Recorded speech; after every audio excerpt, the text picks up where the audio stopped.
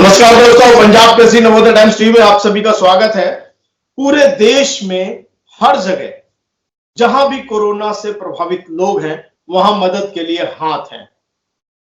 कोई गद्दे दान कर रहा है, कोई ऑक्सीजन की लंगर सेवा चला रहा है, कोई खाना पहुंचा रहा है, कोई चाय दे रहा है, कोई दवाइयां पहुंचा रहा है और कोई वाहनों से रोगियों को अस्पताल डिस्पेंसरी ले जा रहा है। महानगरों में हालात थोड़े से बेहतर हैं क्योंकि वहां मददगार हाथ बहुत ज्यादा हैं, काफी लोग नजर आते हैं।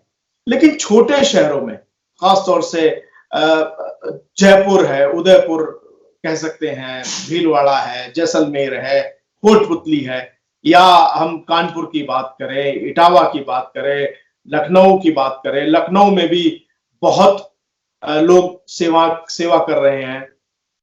ऐसे ही जयपुर में एक ऐसा समूह है, एक ऐसा ग्रुप हमें नजर आया जो पूरे जयपुर और आसपास के छोटे छोटे शहरों में महाप्रसादम के नाम से भोजन के पैकेट वितरित कर रहा है।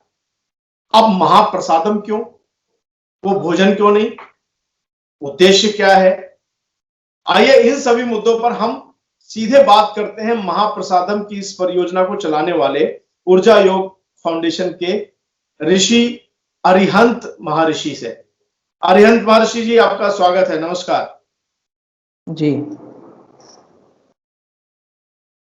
आपने ये जो शुरू किया है, कहां कहां कर रहे हैं, कैसे कर रहे हैं, किन लोगों के लिए कर रहे हैं, कैसे ये विचार आया? सबसे पहली बात तो देखिए, जब आपदाएं और विपदाएं आती है तो सबसे पहला सन्यासियों का, राजनेता, धर्मनेता आदि जितने जितने ये लोग हैं जो अपनी यहाँ से प्रयास करके लोगों की मदद कर सकते हैं, ऐसे लोगों को आगे जरूर आ जाना चाहिए। ये मेरा पहला मकसद होता है। और जब जब भी आपदाएं और विपदाएं आती हैं तो ये मेरे या आपके लिए नहीं होती या किसी और के लिए व्यक्तिगत नहीं होती है, बल्कि सामूहिक तौर पर एक राष्ट्र, एक विश्व, क्योंकि हमारे जो परंपराएं, हमारी जो संस्कृति है वो कहते हैं कि वसुधैव कुटुंबकम, यानी ये जो वसुधैव यानी ये जो पृथ्वी है ये हमारा कुटुंब है। यहाँ रहने वाले हर प्राणी, हर जीव हमारे एक दूसरे से मैत्री भाव से चलते हैं। तो ये पूरा हमारा कुटुंब है और हम अगर अपने परिवार के लिए नहीं आएंगे तो फिर कौन आएगा? जिसके पास जो क्षमता है, देखिए अभी बहुत सारे लोग हैं जिनके पास क्षमता करने की इच्छा होते हुए क्षमता नहीं कर पाते, तो हमने ऐसे लोगों को जिनकी मैन पावर, जो तन से मदद कर सकते हैं, जो मन से कर सकते हैं, जो धन से कर सकते हैं, ऐसे लोगों को इकट्ठा करके हमने इस महाप्रसादम के अभियान की शुरुआत जयपुर से की है। अब हमारा ये प्रयास है कि पूरे ये लॉकडाउन में जब तक ये महामारी है तब तक हमारा 1 लाख टिफिन लोगों तक पहुंचे, उससे ज्यादा भी पहुंचे, लेकिन मिनिमम हमारा एक अभियान है, हमने एक टारगेट रखा है कि 1 लाख तक पहुंचे लोगों तक, जिससे लोगों को कम से कम हम 2 समय का नहीं दे पाते, कम से कम 1 समय का तो हम भोजन लोगों तक पहुंचा रहे हैं। बिल्कुल सही बात है। राजस्थान के अलग अलग शहरों में आप 1 लाख टिफिन पहुंचा रहे हैं। मुझे लगता है छोटे शहरों में एक बहुत बड़ी समस्या ये भी है, देने वाले आ भी जाएं तो लेने वालों में झिझक होती है। उन्हें लगता है अरे साहब मैं ये खाना, तो आपने महाप्रसादम क्या नाम इसीलिए दिया कि एक प्रसाद के तौर पर दीजिए? देखिए, महाप्रसादम की शुरुआत क्यों और कैसे हुई मैं आपको बताता हूँ। भगवान महावीर स्वामी का एक संदेश रहा है, जियो और जीने दो। तो हमने पहली चीज तो महावीर में से महाशब्द को लिया, और जो प्रकृति, देखो भगवान की देन है ये प्रकृति, ये मैं और आप कुछ भी नहीं करते हैं। जो भी मिल रहा है ये प्रकृति से हमें मिल रहा है, इसमें हमें किसी तरह का अहम भाव नहीं होती कि आप जब भोजन किसी को दान करते हैं, मैं दे रहा हूं वाले भाव होते हैं, वहां पे भोजन की मैं हम कुछ भोजन दे रहे हैं। लेकिन जहां प्रसाद होता है, देने वाले में भी प्रेम के भाव होते हैं, श्रद्धा के भाव होते हैं, और लेने वाले में भी श्रद्धा के भाव होते हैं। तो स्वाभिमान भी बना है। हाँ, मैंने क्या लिया, तो मैंने प्रसाद लिया है, मैंने प्रसादम की शुरुआत की है। तो ये महावीर स्वामी का महाशब्द से लेकर के ये प्रकृति का प्रसाद है, ये मेरा यार आपका नहीं है। बस हमें आपदा में सेवा करने का अवसर मिला, ये हम लोगों का सौभाग्य है। और जिस जिसको भी इस आपदा में सेवा करने का अवसर मिले, मैं चाहता हूं कि हर व्यक्ति अपने जहां से, देखिए एक व्यक्ति अगर एक व्यक्ति का भी भोजन करा दे तो मुझे नहीं लगता कि ऐसे आपदाओं में हम हारेंगे। बहुत जल्द ही हम लोग परमात्मा की कृपा से, महावीर स्वामी की कृपा से इस आपदा पे भी मात दे करके जीतेंगे।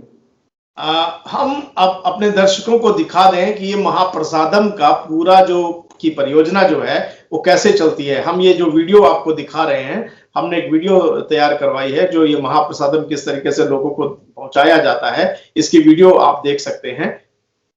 एक बात और है अरिहंत ऋषि जी जो बहुत चुभती है, वो ये कि ऐसे अवसर पर जो बाकी कई ऐसे बड़े बड़े धार्मिक स्थल हैं, चाहे वो मस्जिद हो, चाहे वो मंदिर हो, गुरुद्वारों में सेवा का भाव बहुत है, वहां लंगर चल रहे हैं, ऑक्सीजन लंगर तक चल रहे हैं, बहुत सारी सेवा वो लोग दे रहे हैं, कहीं कोई संदेह नहीं है।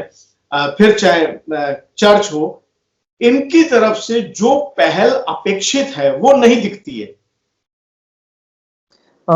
मैं तो इस बात पे कहने के लिए मेरे पास बस यही शब्द है कि परोपकाराय पुण्याय पापाय परपीड़म की जो व्याख्या है, क्योंकि जब जब भी परपीड़ाओं को समझ करके हम लोग मदद के लिए आगे आना, ये भगवान का पहला करते हैं। भगवान ये नहीं कहता कि तू मेरे सामने कितना प्रसाद चढ़ा रहा है, तो हर साल चढ़ाता है, लेकिन ऐसे समय में देखो हम लोग मंदिर में तो बहुत खूब करते हैं और करना भी चाहिए, वो हमारा कर्तव्य है, लेकिन उसके साथ में जीव दया का भी काम करना चाहिए, क्योंकि भगवान कहते हैं मैं हर कण कण में हूँ, तो आप में, हर व्यक्ति में, हर जीव में परमात्मा वास करता है।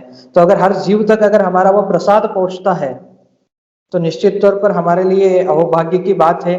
लेकिन अब जिसकी जैसी सोच है, हम किसी को जबरदस्ती तो नहीं कर सकते, लेकिन जितना हो सके मैं तो यही चाहूंगा, आपका कहना यह है कि इन लोगों को भी आगे आना चाहिए। आना चाहिए सभी संतों को, जितने ये धार्मिक संस्थान है। देखो वैसे देखा जाए, मैंने अभी जहां तक देखा है, जितने भी हमारे धार्मिक संस्थान हैं हिंदू परंपरा से, सनातन संस्कृति से जुड़े, वे सारे इस माहौल में आगे आ चुके हैं।